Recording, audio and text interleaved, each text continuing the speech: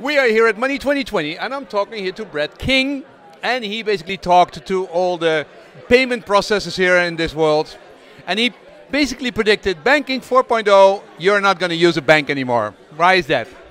Well, banking will be embedded in your life. You won't need to go to a bank.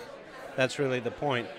The physicality that we have today, the products that we have, like a plastic card, the need a signature on a piece of paper, all of this is, first of all, it's very inefficient. Secondly, it's not very secure anymore. And lastly, it's hard to automate and scale. So for all of those reasons, the distribution mechanisms, the identity mechanisms, the security that we've used for banking has to be really rethought. But Brett, about 25 years ago, I was standing in front of 5,000 English bankers and I said, look at the banker on the left, look at the banker on the right. Internet will make sure that one of the two is not there anymore. The end of banking has been predicted a long time, that they're too inefficient. They always adapt very slowly, but they're still surviving. Yes, but if you look just over the last 2 years, we've lost over 500,000 people out of the Western banking system. This is not customers, we're talking staff that have been laid off as a result of automation. So the IT becomes a little bit more efficient. You've got globally branch decline at the rate of 4 to 5% a year now. We don't need them anymore. Right, so this trend, if you follow it through to its logical conclusion, the number of banks we have, the number of people working in banks we have, is going to pretty radically shift. But here's the more concerning issue. But I would say, before we come to your issue, I mean, we had 1 billion people going to banks here in Holland. Now it's 20 million. It went down with 98%. The amount of people which still work at banks is not down by 98%. It's a little bit more efficient, but compared to what happened in agriculture or in industry, the banking industry is alive and kicking, and they make still billions of dollars, and people change banks less than partners. Yes and no. I mean, from a discretionary spending perspective, if you take the challenger banks in the UK, 40 new challenger banks in the UK, people are moving their discretionary spending. So they keep their salary and their direct debit for mortgage payments with a Lloyds or a HSBC, but they've moved their day-to-day spending to Starling or Monzo or Revolut. Why? Because it's a better interface. Now, once they trust that, once they're used to that bank, are they going to keep their old bank account open? Maybe.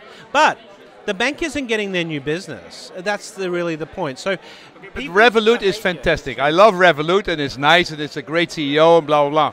But what percentage has moved to the challengers? Well, let's take China.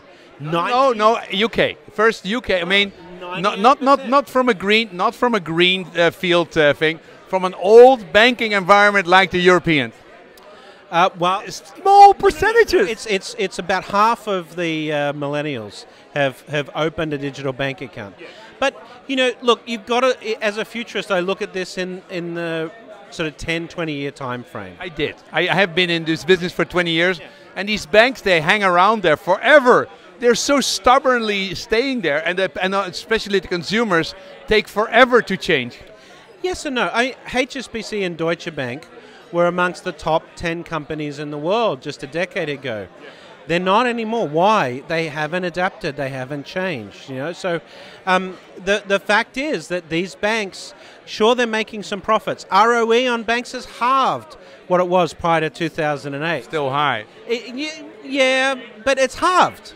I mean, any industry that's gone through a 50% return on equity adjustment in just the space of 8 years would have to be saying something is wrong. The writing is on the wall. We had to save them with our tax money. But can I just not seduce you? You have been in this. How long have you been in this business? I'll just make this one point. In 250 years, we've seen constant disruption of industries like banking from technologies. You can go back to the printing press, the steam engine, the telegraph, the telephone, internet, and in 250 years, the number of industries that have survived that disruption unscathed is 0.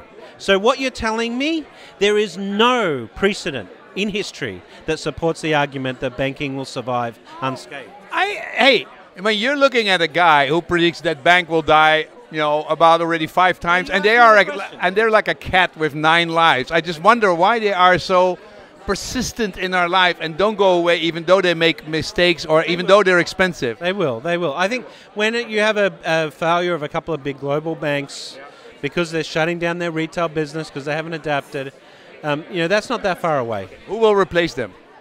Well, I think in Europe, not in China with a new greenfield, but in Europe. We have some unicorns that have emerged. The TransferWises, you now have N26 that's on track to be that. Revolut's got there. These companies are forming the framework of these new businesses in the future. We'll have credit businesses, the same wealth management businesses, but it will be a hybrid. So you're going to have the tech giants play in the space using things like voice-based AI to distribute financial Just services. Facebook starting with their own coin, they would be very, very quickly to be inside WhatsApp. Revolutionary. It I'm could actually potentially. surprised Facebook hasn't done payments. Because it's a forever mechanism. So, but you're going to end up with a hybrid system: fintechs, unicorns, tech giants, and the banks all playing together in this hybrid ecosystem in Europe. Bank 4.0, your book, right? It's going to be different than a bank. How long will this take to play out? What happens in 10 years? So I think the biggest thing in 10 years is a lot of the products that we have today will have disappeared. You won't have a plastic credit card, for example. You'll get access to credit, but it'll be contextual and it'll be based on experience. So, and the expertise won't be in the mortgage business. It'll be in understanding how you buy a home and when you buy a home and what sort of home you can afford. So it's those edge capabilities from a data and experiential capability which will define the way we consume banking utility in the future, not the products that are currently distributed by banks.